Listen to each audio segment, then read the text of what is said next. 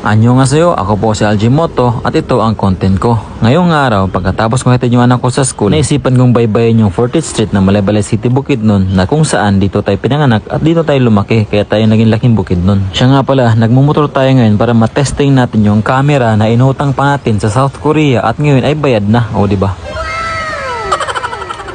Anyways, para sa mga taga Malaybalay City, Bukidnon, ganito na pala yung mukha ng syudad natin ngayon na matagal nyo nang iniwan at saka baka sakaling na-miss nyo lang, kaya binidyoan ko na. Pero guys, yung totoo, inutusan na pala ako ng asawa ko na bumili ng bond paper na damay patuloy yung syudad namin.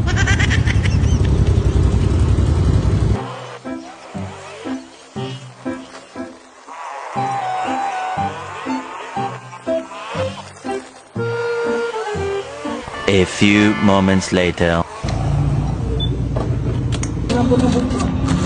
Itong A4 nga bond paper.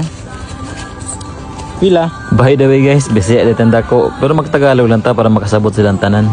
225? Laking Bukidnon gani. Sige na nga, ayaan nyo na ako magtagalog.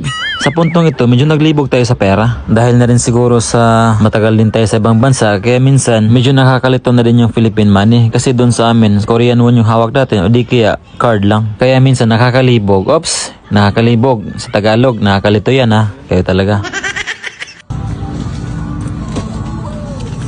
Thank you. At pagkatapos nating mabili yung bond paper, uwi ka agad para hindi mapalo ni Mrs.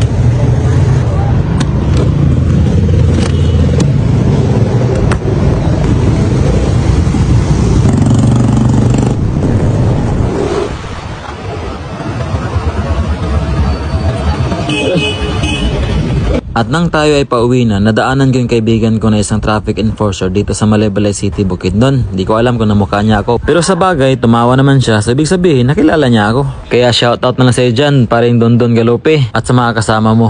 By the way guys, kung napapansin nyo, may mga kulay puti sa daan. At alam nyo ba kung ano yan? Itipo yan.